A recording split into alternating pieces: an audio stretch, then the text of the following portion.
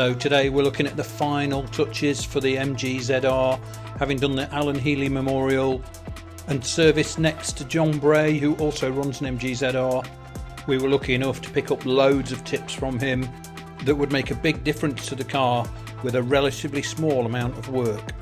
First things first was to remove these three items shown in the green rings from the left to the right. The left hand side one is the crash isolator switch, so if you have a big impact it'll isolate everything on the car. Not needed for rallying, you've got a master switch anyway. The top right hand one is a fuel pot. Any excess fuel that's in goes into there and then recirculates. Again, not something you need for competition, so off that game.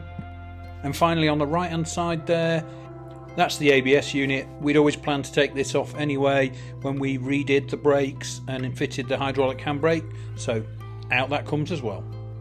With them gone, there's a lot more space under the bonnet, and you may notice there a cold air intake, which is a well-known quick way to gain a little bit more power. The next thing we were advised to do was to take out the solid front discs and replace them with vented drilled and grooved discs. We did have some trouble with overheating brakes and a long brake pedal at Cadwell Park, so these should make the difference. Obviously they bring a slight complication in that the disc is wider, so you need a wider caliper and therefore you need some longer studs so that you can put a 20mm spacer on the front wheels to move them out to clear the wider calipers, but in the end definitely going to be worth it. So just out of interest, we bought some M-Tech vented discs for the front. I think they were £60 for the pair.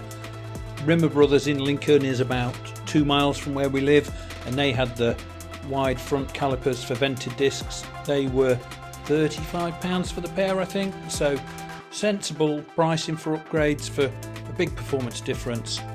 In fact, the biggest cost was some nice brake pads to go with them. For the rears, we'd already done the disc brake upgrade from Drum Brake, and we upgraded those discs to drilled and grooved but not vented, so no new calipers needed, and put some nice pads in there as well. Next up was a sports exhaust, a Sportex that we found on eBay. I think it was £120 delivered. No central box on it, and we've left the pre-cat on the manifold and a sports cat after that, so certainly an increase in performance, a lot more volume and a nice crackle on overrun as well. The biggest job of the lot then was repiping the rear brakes and the front brakes. Once we'd taken the ABS unit off, we also fitted the hydraulic handbrake that we've had for ages but not got around to.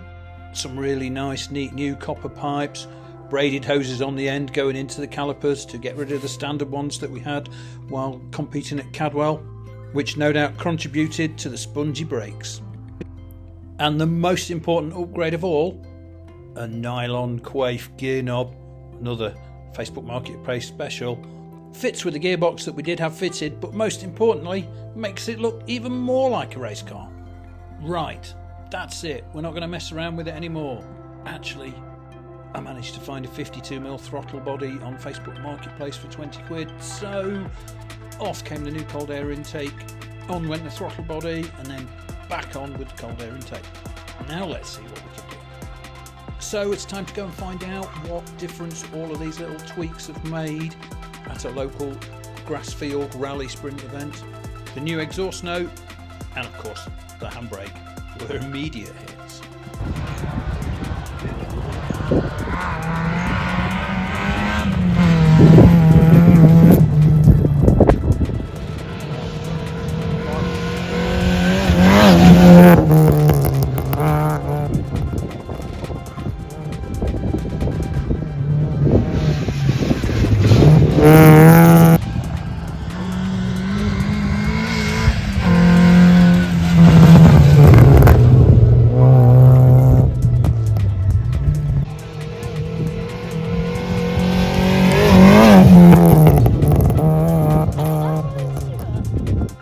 It's time to have a look what it's like from the inside. Oldest son Aston driving, taking middle son Boyd for a joyride. Like you go around the circuit once and then you can do like a loop around the edge. Okay. And then you come back in. Okay. Be Oh, happy days on there. It'll go red, and then the yellow one will go off okay. for each second. 10, 5, 4, 3, 2, 1, go.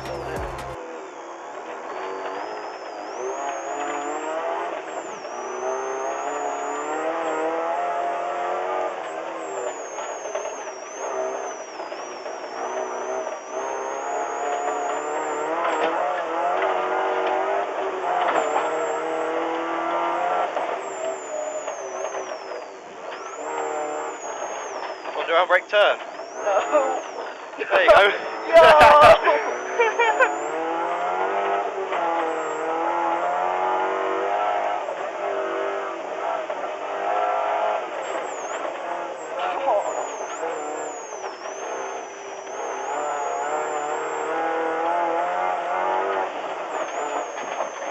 Yo, Jim!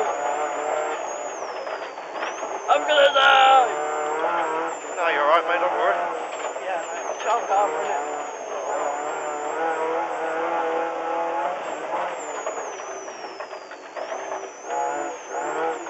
Gonna go again, there we go. Get it in. White one's wide there, a bit.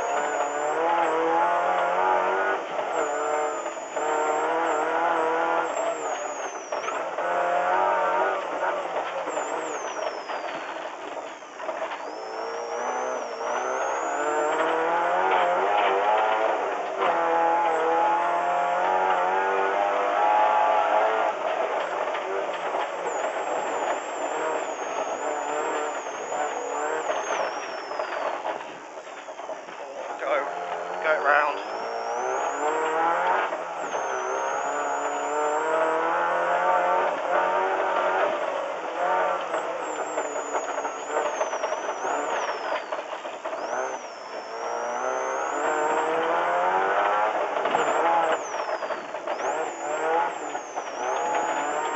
Yeah, big one, have it. Oh, God.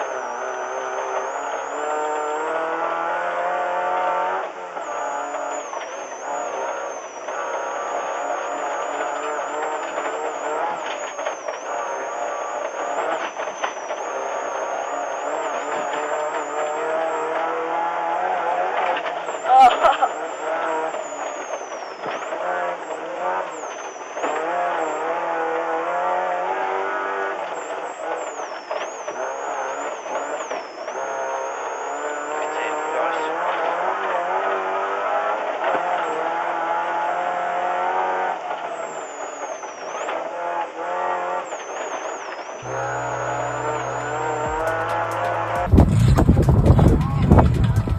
How was that?